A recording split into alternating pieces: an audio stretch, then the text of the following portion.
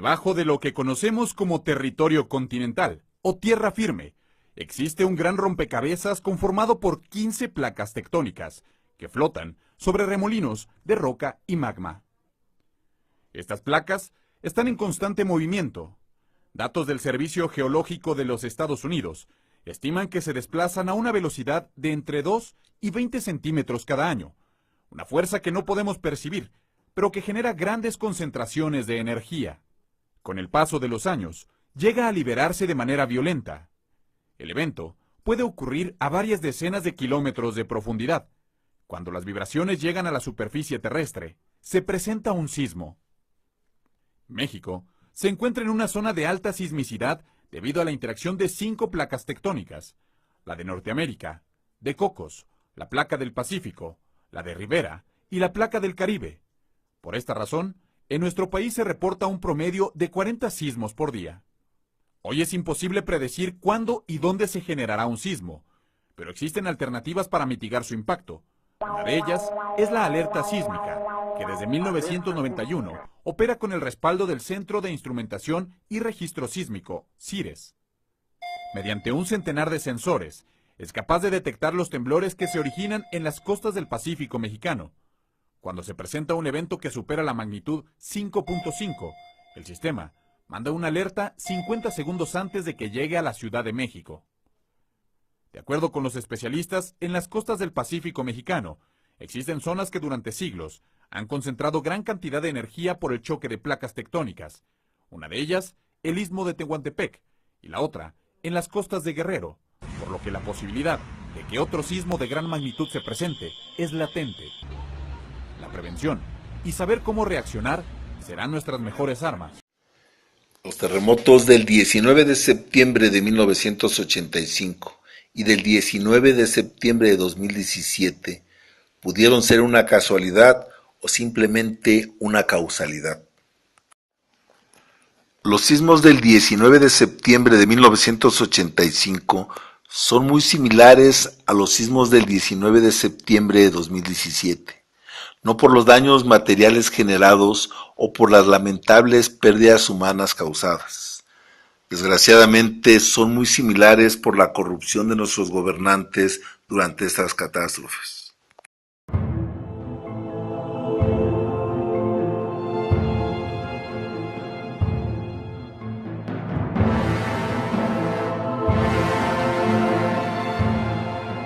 La destrucción va más allá de lo que yo le pueda contar, por eso prefiero quedarme callado. En la colonia del Valle se reporta a la Universidad Latinoamericana que todos están bien. Del edificio Nuevo León de Tlatelolco piden informes, lo que le puedo informar es que el edificio está dañado. El edificio está dañado, no se ha derrumbado, no se ha venido abajo del todo, pero el edificio Nuevo León de Tlatelolco está sumamente dañado. En la unidad habitacional Santa Fe no se reportan daños. La Universidad del Valle de México está bien, está dañada, pero no está bien del todo. ¿El teléfono? ¿El teléfono este o el otro? En la colonia Puente Colorado, en la delegación Álvaro Obregón, se reporta que todos se encuentran bien. En la colonia Bosques de los Remedios, en la delegación de Naucalpan, también todos se encuentran bien. El edificio de la tesorería, le repito, sí está dañado. Pues ese es el panorama visto por Univisión en este recorrido. Bien, espero más información en un momento. Tenemos más información en la colonia Roma y centro de la capital. Está considerado zona de desastre, igual en la colonia Juárez, donde varios edificios están derrumbados. Por eso. No se puede afirmar todavía del número de muertos. Antes de editar este documental, me pidieron ser objetivo y no politizar con un tema tan sentido, doloroso y significativo para la sociedad mexicana. Sin embargo, y sin intentar politizar, al mostrar un panorama real de las catástrofes sucedidas en México, tampoco podemos mentir, maquillar u ocultar la verdad. No hablaremos de lo que no nos consta o de lo que no vimos y no vivimos, pero tampoco permaneceremos callados ante tanta ineptitud injusticia y corrupción que se dieron durante las catástrofes del 19 de septiembre, en 1985 y en 2017. Esto le pese a quien le pese y le duela a quien le duela.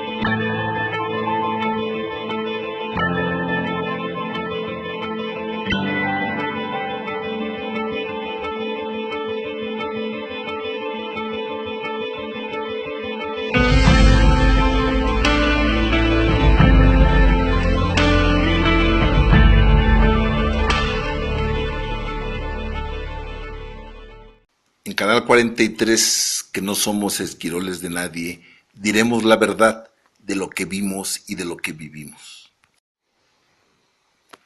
Viví de cerca los terremotos de 1985 como joven voluntario y rescatista, y siempre quise hablar de ellos, escribir sobre las experiencias vividas y cómo sucedieron, lo cual hice en años recientes para algunos periódicos y revistas del Estado de México. Ya en los terremotos de 2017, como comunicador y documentalista y con la experiencia vivida en 1985, hice un trabajo específico y no casual de acercamiento en varios de los derrumbes y con varios de los actores en la catástrofe. Esto con la intención de hacer un trabajo profesional sobre los claroscuros que se presentan en una contingencia de tan graves consecuencias dentro de un estado fallido como el mexicano. 2017, el terremoto que muchos temíamos. La negligencia e ineptitud de los gobernantes mexicanos en 1985 y en 2017 fue tan similar y tan recurrente que los robos de los donativos, tanto nacionales como internacionales, y los abusos durante los dos terremotos fueron casi idénticos, y tenemos fotos y videos para demostrarlo. Las dos catástrofes fueron tan similares que desde ahora sabemos que los gobiernos buscarán robarse el dinero del Fonden, recurso destinado para la reconstrucción de México, tal y como sucedió en 1985. Otra característica o similitud entre ambos terremotos fue la participación ciudadana que se desbordó al máximo y rebasó con suma facilidad a los gobiernos involucrados, tanto a los locales como al federal. La juventud mexicana y su participación, no obstante la diferencia del contexto en que se dieron las dos catástrofes, fue casi idéntica. Los jóvenes entusiastas y motivados por ayudar, por participar, por rescatar gente con vida, fue muy parecida. Afortunadamente para México, fue muy parecida. Esto sin importar que muchos de los jóvenes en la actualidad han sido secuestrados por el neoliberalismo y los poderes fácticos de la enajenación y la desinformación. Por lo menos para los traidores de la patria no lo han logrado. Miles de jóvenes y cientos de miles de ciudadanos de a pie se desbordaron a los edificios derrumbados o colapsados y se esforzaron por sacar con vida al mayor número de damnificados posible, lo mismo que en 1985. Mucha gente murió, otros quedaron lesionados o heridos, muchos perdieron su casa, su patrimonio, su trabajo. Pero, ¿y nuestros gobernantes? Nuestros gobernantes son los mismos que en 1985, sobrados de negligencia y corrupción. En 2017, en el corazón de los mexicanos honestos, en el aire que respiramos, en la energía que tenemos y por la que vivimos, lanzamos un grito desesperado de hartazgo y desesperación. Ya estamos hasta la madre de tanta corrupción. Los recuerdos que nos hacen vivir intensamente. Éramos jóvenes estudiantes y por el simple hecho de existir teníamos ganas de vivir plenamente. Nuestra formación política e ideológica nos inclinaba a buscar siempre concientizar a nuestros compañeros en la escuela, en la clase, en el gimnasio o en la diversión. Ese 19 de septiembre de 1985, presentaríamos un documental sobre la masacre estudiantil del 2 de octubre de 1968. El documental que nos facilitaba Zafra, una empresa documentalista en Mixcoac, era una rústica cinta de 50 milímetros y que duraba 1 hora. Esa era la mejor forma para nosotros de crear conciencia entre nuestros compañeros del plantel 10 Aeropuerto del Colegio de Bachilleres. Ese terremoto, que obviamente nadie esperaba, causó inicialmente temor e inclusive pánico en nuestra escuela. Los maestros abandonaron rápidamente los salones de clases y los alumnos corrían desesperados, como huyendo pero sin saber de quién. En México no había una cultura de protección civil como la hay actualmente. Recuerdo que cuando el terremoto cesó, todos en la escuela bromeaban y reían, como una forma de relajarse y de perder el miedo. Realmente en ese momento nadie sabíamos los sangrientos daños que en la Ciudad de México se habían generado. Alguien nos informó que en el plantel 4 Culhuacán se había derrumbado y los integrantes del turno matutino del Comité Estudiantil Independiente, grupo al que pertenecía, decidimos rápidamente salir en avanzada a prestar auxilio a nuestros compañeros, presuntamente en desgracia. La proyección del documental se dejaría para una mejor ocasión. Atendiendo a los acuerdos que teníamos con la dirigencia del sindicato de Ruta 100, acudimos al módulo más cercano y se nos facilitó media docena de camiones para dirigirnos al plantel 4 de bachilleres. Cientos de alumnos del turno matutino del plantel 10 Aeropuerto subimos a los camiones y cuando íbamos por la avenida Troncoso hacia Calzada del Hueso en Culhuacán, y poco a poco nos dimos cuenta que la gran ciudad estaba literalmente colapsada, tal y como sucedió en septiembre de 2017. Miles de personas que se dirigían a su trabajo quedaron varados en la periferia del centro histórico de la ciudad. No había luz y los semáforos no funcionaban, lo cual se agravó porque prácticamente el centro estaba sitiado por edificios derrumbados, lo cual generó temor y caos vial en la Gran Tenochtitlan, tal y como sucedió en 2017. Prácticamente todos los estudiantes subieron al techo de los camiones de Ruta 100 para dar paso y apoyo a la gente que adolecía de transporte, que quería salir del caos vial y regresar a su casa. Muchos estudiantes nos organizamos para ayudar a las mujeres embarazadas, discapacitados y adultos de la tercera edad a subir a los camiones en medio del caos vial. Ningún estudiante ocupaba asientos y estos se apartaban para la gente que más lo necesitaba. No éramos porros ni golpeadores a sueldos del corrupto gobierno de Miguel de la Madrid Hurtado, ni del nefasto Ramón Aguirre Velázquez, regente impuesto del entonces Distrito Federal. La mayoría éramos estudiantes pobres y humildes, pero con una desarrollada conciencia de solidaridad. La mayoría vivíamos en Nezahualcóyotl, éramos jóvenes con conciencia de clase proletaria, natural y espontánea. Después de constatar que los daños ocasionados en el plantel 4 en Culhuacán no eran tan graves y estaban bajo control, Regresamos por la misma ruta e hicimos la misma labor social circunstancial. La gente que necesitaba transporte lo hacía con nosotros durante el trayecto. Siempre privilegiamos a las personas más vulnerables, organizando al interior de los camiones el espacio para ayudar al mayor número posible de ciudadanos, sin aceptar nunca un solo centavo y brindando el apoyo con gusto y solidaridad. Regresando al plantel 10, entregamos los camiones en el módulo de ruta 100, muy cerca del metro Pantitlán, y cada quien se fue a su casa. Eran como las 12 del día del 19 de septiembre de 1985.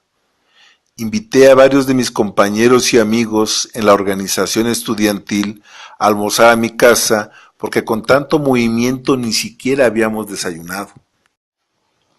Recuerdo entre mis amigos al Cano y a su novia la Claudia, a Joel, al Chetos, a la Janis Joplin, al Antoine, a la Fiera, al Shaggy y al Pitufo.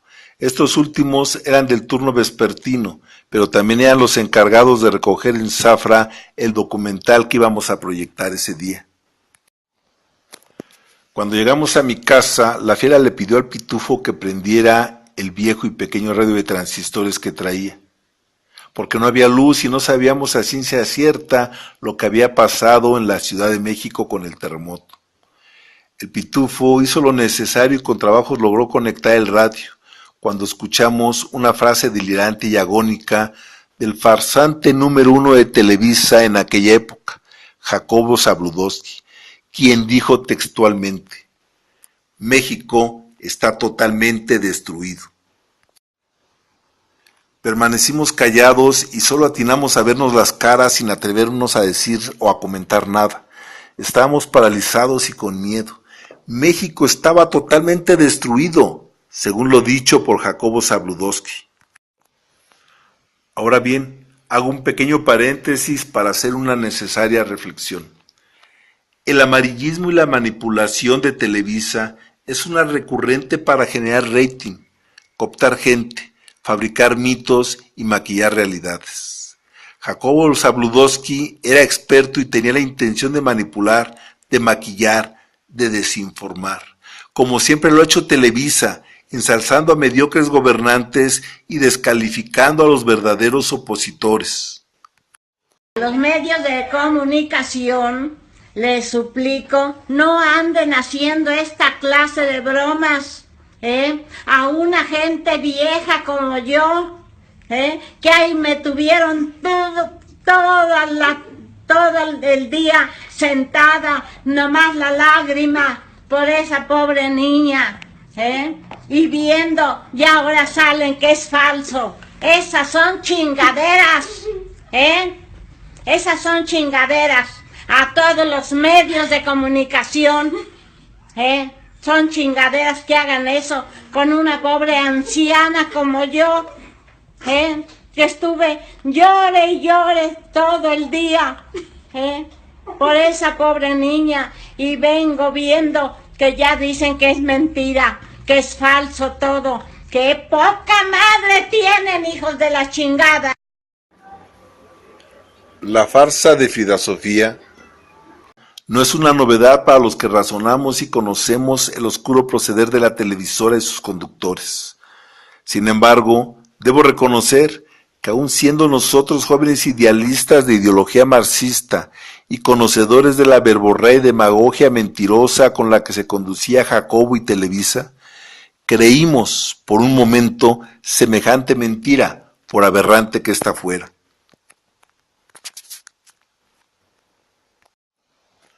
Luego entonces, en 2017, no podemos criticar a los que se confundieron y enajenaron con la farsa de una niña atrapada en un colegio particular en Tlalpan, porque desde 1985 y de tiempo atrás, Televisa y sus esbirros comunicadores siguen siendo lo mismo. Las televisoras oficialistas, que son realmente un monopolio de desinformación masiva en México, intentaban desviar nuestra atención con banalidades y pidiendo entrevistas a vacíos gobernantes totalmente desconectados de la realidad nacional. Buscaban entrevistar a simuladores que maquillaban la real magnitud de la catástrofe, disminuían cifras y ocultaban datos e información de lo que verdaderamente estaba pasando, tal y como sucedió en septiembre de 2017. En mi casa, por un momento perdimos la señal, porque el pitufo se consternó y descuidó el radio. Mi madre entró a la cocina y me dijo alarmada: «Hijo, dicen que el edificio de Vestimar se derrumbó». «Creo que las cosas son más difíciles de los que parecen», le contesté a mi madre, y les dije a mis amigos y compañeros: «Vamos al bacho a ver de qué más nos enteramos y qué podemos hacer». Vestimar se encontraba en un edificio donde había varias fábricas de ropa, en Calzada de Tlalpan, en el metro San Antonio Abad de la Ciudad de México, y era uno de los clientes que teníamos dentro de un negocio familiar en el que fabricábamos accesorios para ropa de dama. Casualmente, un fenómeno que se está dando en la Ciudad de México es que en los puntos donde la población civil no se ha desbordado a ayudar, el ejército sí hace presencia. En los puntos, en los derrumbes donde la población civil se ha desbordado a ayudar, a apoyar, el ejército ha cedido la batuta. Con esto nos queda en claro que somos miles, cientos de miles, millones de mexicanos contra un puñado de servidores públicos que en la mayoría de los casos son ineptos, gente que es pagada y que no tiene convicción. Y era uno de los clientes que teníamos dentro de un negocio familiar en el que fabricábamos accesorios para ropa de dama. Y fue a unos pasos de allí donde se fundó el sindicato 19 de septiembre, en honor a las costureras muertas por la negligencia y corrupción de los gobernantes en 1985. Estamos en las afueras del edificio colapsado en San Antonio Abad, en Calzada de Tlalpan, en la colonia Trans. Ya no vemos al ejército, ya no vemos a la Policía Federal, ya no vemos a la Policía Local de la Ciudad de México. Este edificio que ustedes ven es el edificio que se cayó el 19 de septiembre de 1985. El edificio contiguo es el edificio que está colapsado en el terremoto del 19 de septiembre de 2017. La pregunta es: ¿por qué nunca derrumbaron este edificio? ¿Dónde está el ejército? ¿Dónde está la Policía Federal? El gobierno federal mexicano, el gobierno local de Miguel Ángel Mancera están rebasados. Ya no hay quien proteja, no hay quien cubra. Es la sociedad civil organizada quien se está encargando de todo. Es la sociedad civil organizada la que está auxiliando y rescatando al pueblo, porque solamente el pueblo puede salvar al pueblo.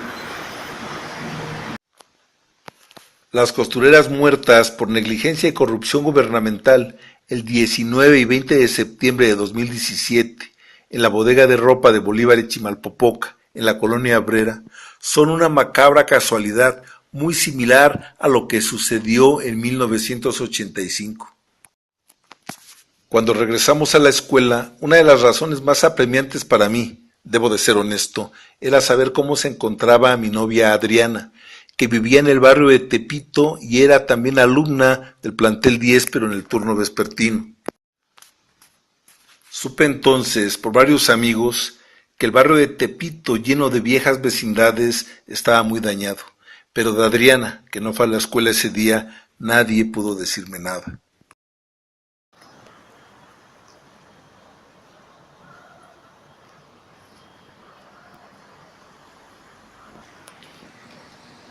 Esto es lo que queda de lo que fuera una bodega de ropa, aquí en la colonia obrera, cerca del centro histórico de la Ciudad de México, donde el centro de acopio fue administrado y resguardado por alumnos de la UASM de la Ciudad de México. Obviamente hubo mucho descontento, obviamente hubo mucha molestia entre la población, porque sabemos que habría sobrevivientes vivos al interior de estos escombros. El gobierno federal una vez más falló. Crímenes de lesa humanidad. Había sobrevivientes y los bulldozers entraron a demoler por completo el edificio.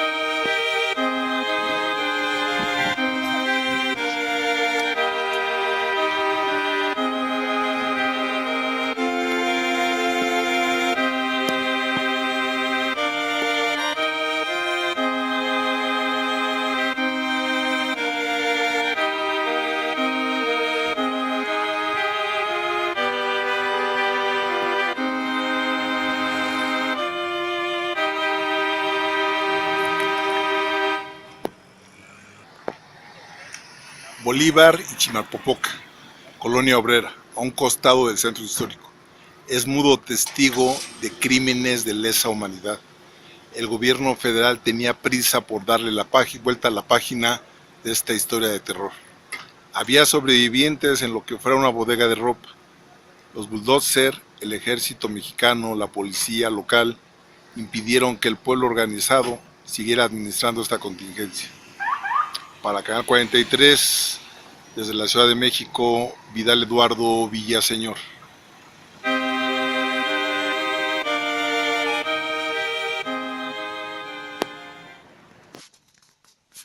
Como a las 6 de la tarde salí de la escuela apresurado, y como pude llegué al edificio de las costureras, a las cuales conocía por cuestión de trabajo. En el edificio derrumbado en Calzada de Tlalpan ya había labores ciudadanas de rescate, e inmediatamente me sumé a ellas.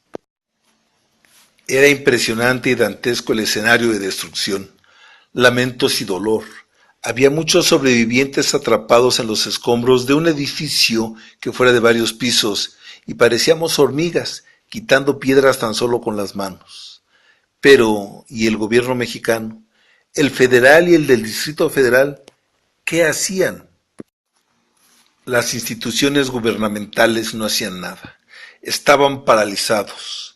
Pero la pregunta ahora sería, ¿qué hicieron las autoridades en 2017? Hicieron lo mismo, es decir, no hicieron nada. Recuerdo haber estado por tiempo indefinido en los escombros del edificio derrumbado. Pocas veces me sentí tan pequeño e impotente. Familiares de las costureras trabajaban incansablemente y hombro con los voluntarios rescatistas que no sabíamos nada de búsqueda y rescate, porque en 1985 no había una cultura de protección civil.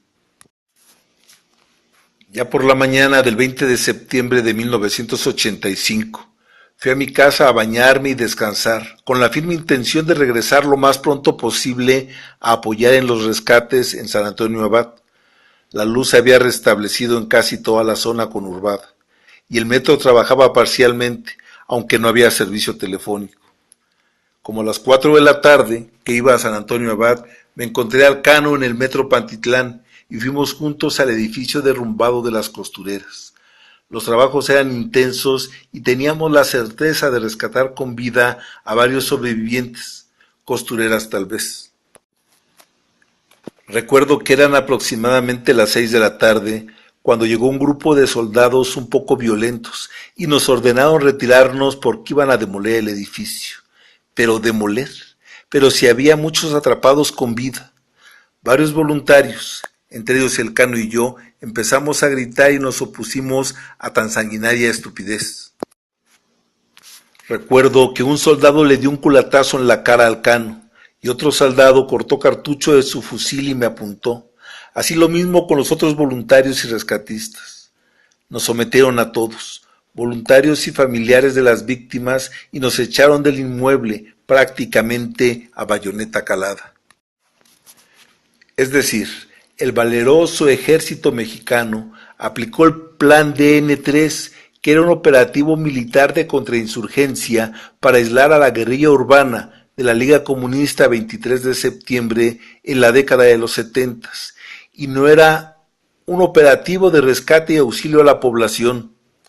Demolieron el edificio impunemente, acabando con cualquier esperanza de vida. Pero, ¿y por qué lo hicieron? El edificio colapsado el martes 19 de septiembre de 2017.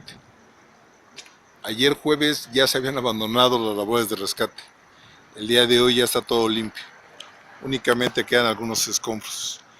¿Quién dio la orden para que se dejara de buscar a los posibles damnificados, a los posibles sobrevivientes? El gobierno federal y el gobierno local de la Ciudad de México tendrá que responder ante estos crímenes de lesa humanidad.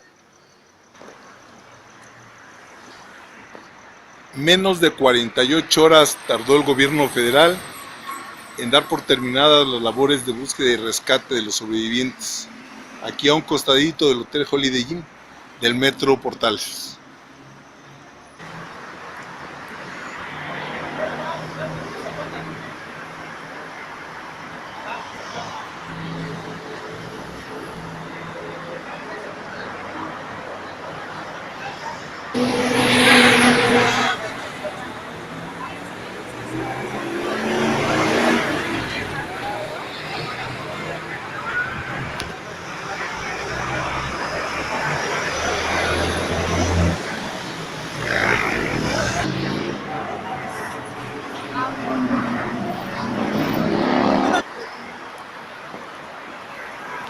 ¿Cuántas personas con vida fueron masacrados por el gobierno federal mexicano?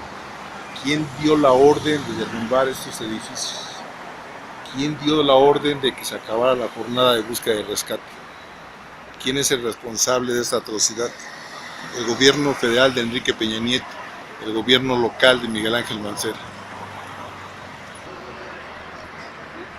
Unos cuantos voluntarios, unas cuantas personas conscientes son los que quedan aquí. Sin embargo, el gobierno federal dio la orden desde hace 24 horas que se dejara de buscar a los posibles sobrevivientes en el metro Ermita, en Calzada de Tlalpan. Posteriormente se supo, a través de periódicos y revistas honestos, no por Televisa, que en la Dependencia Federal de Hacienda, ubicada en la planta baja de este edificio, existían documentos comprometedores para el regente del Distrito Federal, Ramón Aguirre Velázquez. No obstante, unos minutos después de la demolición del edificio, se suscitó una réplica del terremoto, el 20 de septiembre de 1985 por la noche. Es decir, tal vez la suerte de las compañeras costureras ya estaba echada. Indignados por la impotencia, el Cano y yo fuimos a mi casa en Neza. Cenamos y acordamos iniciar en nuestra escuela todo un grupo de apoyo a los damnificados por el terremoto. Cientos o miles de construcciones en el Distrito Federal estaban derrumbadas. Es necesario señalar que en 2017 varios vecinos y voluntarios de la bodega de ropa derrumbada en la Colonia Obrera nos dijeron que el ejército mexicano, que nunca hizo nada ni ayudó en nada, solo vigilaba y los engañó y les dijo que iba a entrar maquinaria para quitar las losas pesadas que impedían el rescate. Nos dijeron también que cuando los voluntarios se hicieron a un lado, la maquinaria pesada empezó a demoler completamente el edificio derrumbado y a acabar con cualquier esperanza de vida en Bolívar y Chimalpopoca, Colonia Obrera. Pero ¿qué habría en la bodega de ropa de Bolívar y Chimalpopoca en la Colonia Obrera en septiembre de 2017 para que el ejército permitiera que demolieran el edificio? Esta pregunta es muy actual y este caso muy similar al de 1985, y no debemos olvidarlo.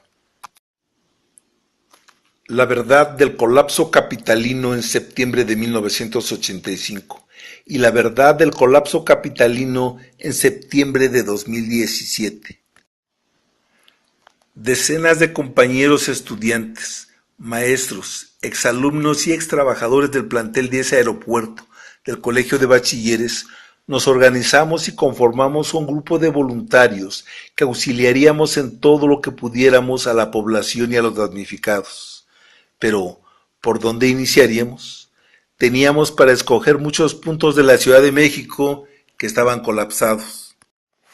En una pequeña asamblea estudiantil, los compañeros del turno matutino apoyamos la propuesta de la compañera encargada de las finanzas de nuestra organización político-estudiantil, la camarada Blancanieves, que en paz descanse, y nos fuimos al edificio Nuevo León en el histórico Tlatelolco. Al otro día en Tlatelolco, y ya con la presencia del cantante internacional Plácido Domingo, el Chamuco, que en paz descanse, nos dijo que había visto a mi novia Adriana en los rescates y apoyos en su barrio, en Tepito, y decidimos pasar a verla por la noche, es decir, por fin podría verla. En Tepito no hacían falta voluntarios porque manos sobraban entre los mismos vecinos del barrio Bravo, pero necesitaban lo básico para seguir ayudando gente e intentando salvar su barrio. Pañales desechables, leche en polvo y agua, mucha agua. Debo comentar que en el barrio nadie quería alejarse de su vecindad porque la solidaridad para ellos era fundamental. Luego entonces sí necesitaban de nuestro apoyo. Tepito no ha de morir. Era la contraseña de todos los que apoyábamos al barrio a sobrevivir y superar la crisis. Con la solidaridad y el empuje demostrado nos hermanamos, la catástrofe nos reconcilió. México es de todos los mexicanos, no de un partido, de una organización y mucho menos de un gobierno. Durante varios días nos transportamos en camiones de Ruta 100, prestados por el compañero Barco, dirigente del sindicato de Ruta 100, el sindicato camionero más poderoso de América Latina. Íbamos a mercados de la zona conurbada de la Ciudad de México, a recolectar los víveres que se necesitaban en Tepito y en vecindades dañadas de la colonia Moctezuma, en la delegación Venustiano Carranza. Muertos, heridos, desabasto, pérdidas materiales, robos, hurtos y fraudes gubernamentales es lo que dejó marcada a la sociedad chilanga durante los terremotos de 1985. Así también nos dejó marcada la solidaridad, la hermandad, la identidad, sensibilidad y agradecimiento con la sociedad, no con el gobierno y con sus esquiroles. Nuestro dinero, camaradas, lo queremos para la reconstrucción de México. Sin hipocresías y sin intentar politizar, porque no recurriremos a la demagogia gubernamental. Los partidos políticos electoreros gastan miles de millones de pesos en campañas que solo buscan maquillar la realidad nacional para terminar haciendo fraudes. Los presidentes del empleo, la guerra contra el narcotráfico, las parejas presidenciales, las casas blancas, los departamentos en Miami son una corrupta politiquería barata y demagogia gubernamental.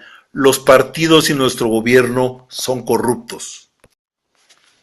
Ahora bien, si nuestros gobernantes en 1985 pagaron el gran fraude del FOAPROA, salvaron a corruptos y poderosos banqueros e hicieron un fraude descomunal en el Estado de México en 2017, ahora deberán reconstruir México y salvar al pueblo. Con el 20% o con el 25%, con el 50% o con el 100%. No olviden, compañeros, que el dinero es nuestro y nosotros lo exigimos. Canal 43 es la voz de la disidencia en México.